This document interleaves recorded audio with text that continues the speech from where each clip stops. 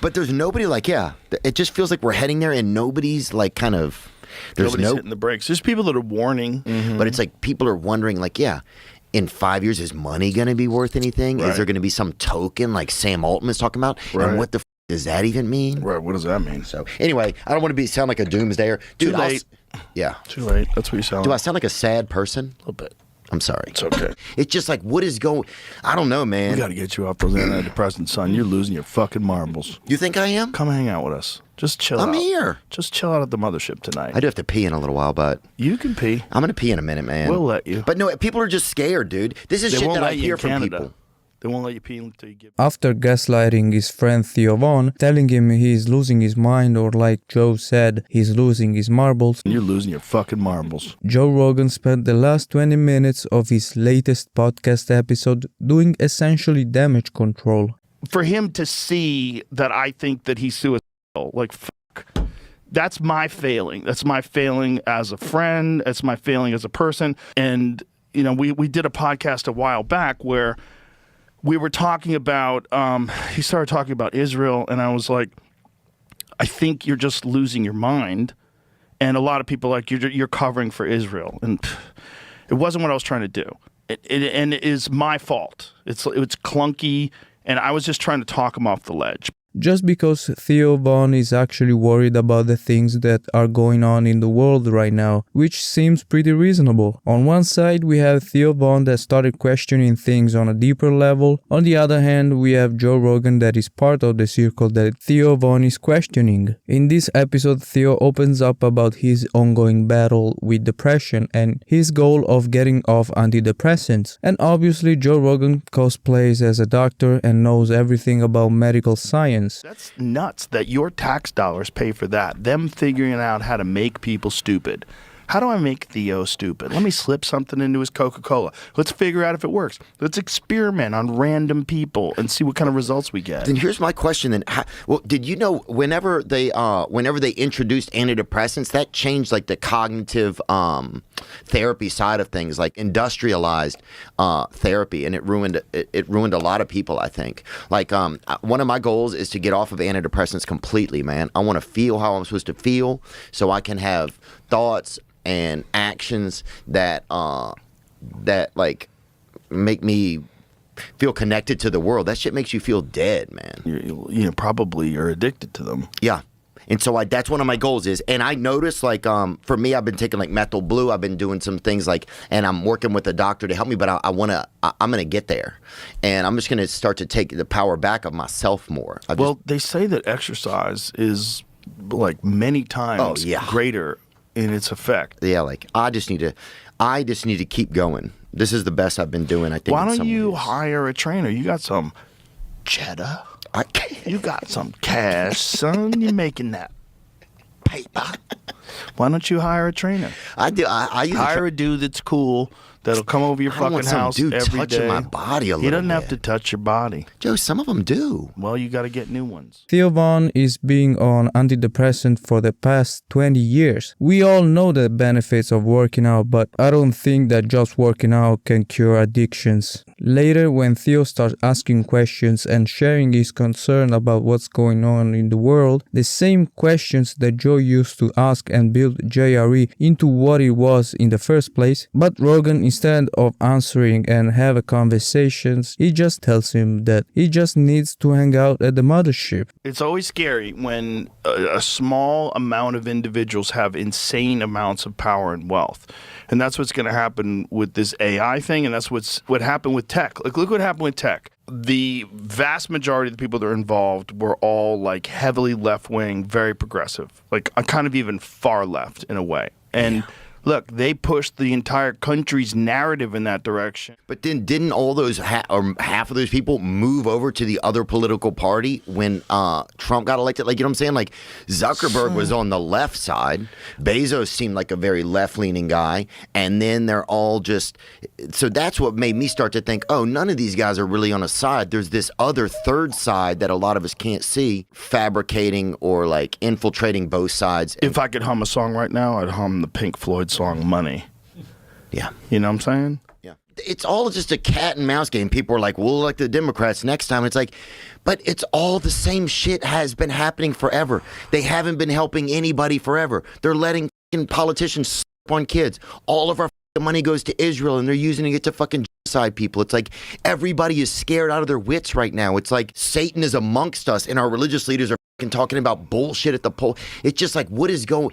I don't know, man. We got to get you off those antidepressants, son. You're losing your fucking marbles. You think I am? Come hang out with us. Just chill out. I'm here. Just chill out at the mothership tonight. I do have to pee in a little while, but you can pee. I'm gonna pee in a minute, man. We'll let you. But no, people are just scared, dude. This is They shit won't that I let you hear in from Canada. people. They won't let you pee until you give them your guns. Really? That's how they're doing it now. And if the gaslighting wasn't already bad enough, in this podcast episode with musician Marcus King, Marcus opened up about his own battle with depression and wanting to get off antidepressants. And Joe obviously brings up in front of millions of listeners Theo Von's problem with antidepressants, which turned out to be absolutely wrong. That's a journey I'm on. You know, I'm on antidepressants and I want to get off them. Is it an SSRI? Yeah. So it basically just kind of it's for a chemical imbalance, you know. But like the best work that I did to combat my depression and anxiety and stuff was microdosing, you know, mushrooms. Yeah. Like being on antidepressants and them telling you like, whoa, don't just stop taking them all at once or, you know, you could have seizures and shit. I'm like, I don't like that. I don't want to be like, you know, enslaved by a drug, by a pharmaceutical drug, you know? Yeah, Theo Von's going through the exact same thing. And last time he was on the podcast, he was explaining it to me. And it freaks me out because he had a Netflix taping and it didn't go well. It was like they actually they shelved it. They never used it. And you know, there was all these stories from people that were there saying he bombed. I think he just had kind of a breakdown. And when he was talking to the crowd, and there's a video of it where he said, you know, the people were shaking, hey, we still love you. He goes, thank you. Look, I'm trying not to take my own life. That's what I'm trying to do right now. I've known too many people that I didn't think were going to kill themselves and then did. And then he goes down these spirals where he starts talking about world events and freaking out. I'm like, oh, Jesus Christ. Like, I got to help this dude. And so I send him things about people getting off of them. And after exposing Theo Von's personal problems, Theo himself responded on Twitter, saying, "This is mostly cap. Sad to see this kind of stuff. I'm doing great. I'm a human being, which is a rocky ride, but I'm doing great." Joe then says that chemical imbalance is not real and uses Ari Shafir as an example. Here's the thing about that chemical imbalance thing. That's not real. They used to think that that was what these things do, that they treated a chemical imbalance. But then recently, studies have shown that that is not what they do. They don't exactly know what they do. And I've had some friends, and I don't want to make any blanket statements because I've had some friends that were suicidal. Ari's one of them, and he got on SSRIs, and it helped him. And then as his career started taking off, he started feeling much better. He was on a good, positive path in his life. And then he slowly weaned himself off of those, and now he's off of them. So I think that might have saved his life. I also know other people that have been on those things and taken their own lives. So I don't know, but see if you could find anything about the chemical imbalance not being true. I think Joe, after blessing himself with testosterone at 60 years old, should know that we are not all the same and our bodies function differently under different substances. It might work for one person, might not work for the other. There is no good evidence for the simple chemical imbalance like low serotonin that directly causes depression or automatically means someone should take an SSRI. But SSRIs do change brain chemistry in ways that can help some people. Experts now describe the chemical imbalance story as an oversimplified or outdated way of explaining a much more complex condition. And here's the other thing about depression. It has to be connected to the state of your life. Like if you have a terrible job, you're in a bad relationship, you have abusive parents, why would you be happy? Mm-hmm.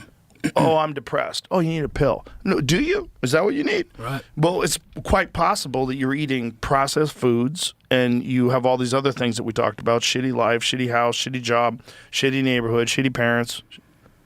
Maybe you just need to make your life positive. He went from reading how depression is a complex condition to say you just need to get your life together. It's like saying to the homeless person to just buy a house. And keep in mind, Theo Von doesn't suffer from any of the things Joe Rogan listed. Theo, like he said himself, is just a human being and we all have personal problems. But Rogan is convinced that antidepressants are the problem. And after Theo Von made sure to let everybody know that he's doing good, Joe Rogan spent the last 20 minutes of his latest podcast episode doing damage control.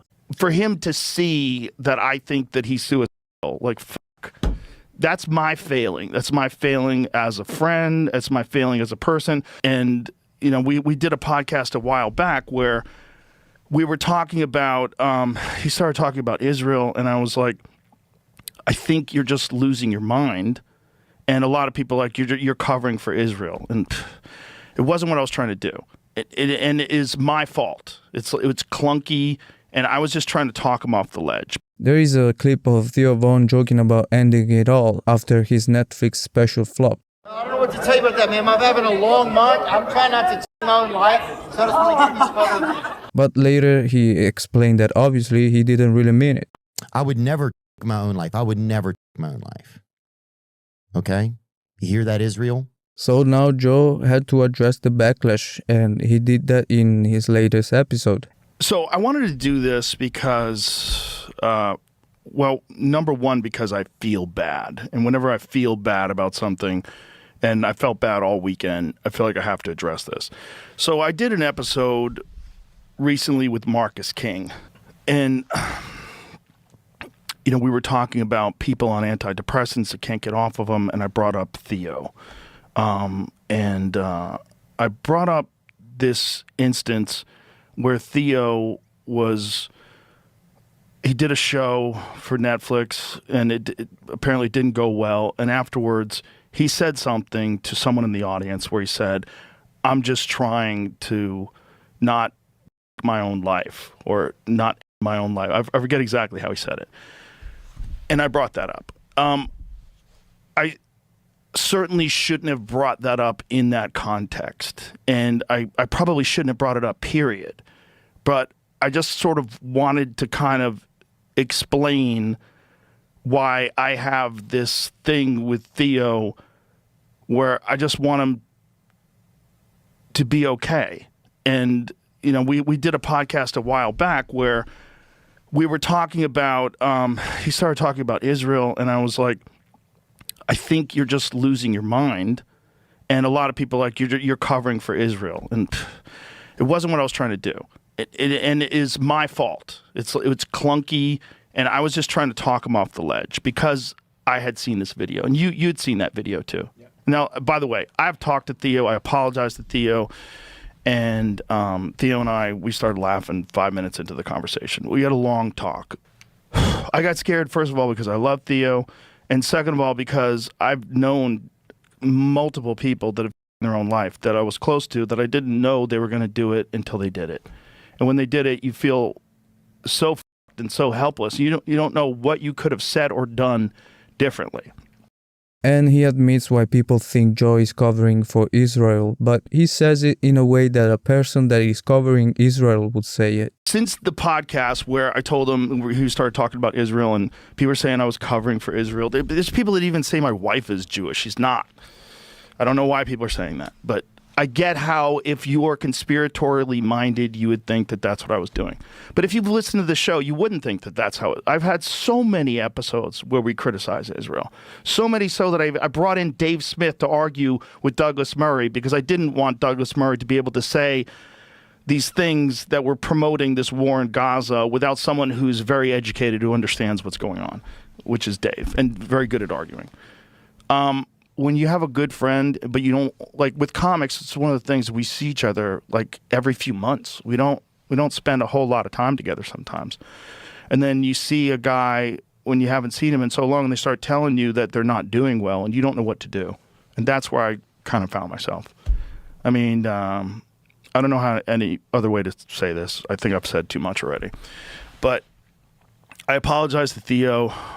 he knows I love him, and he said that, and we laughed and we joked around about it, and I apologize for the way I talked about this. But I felt like I need to explain to other people too. And it certainly wasn't like covering for Israel, and it certainly wasn't like trying to paint him out like he's damaged or...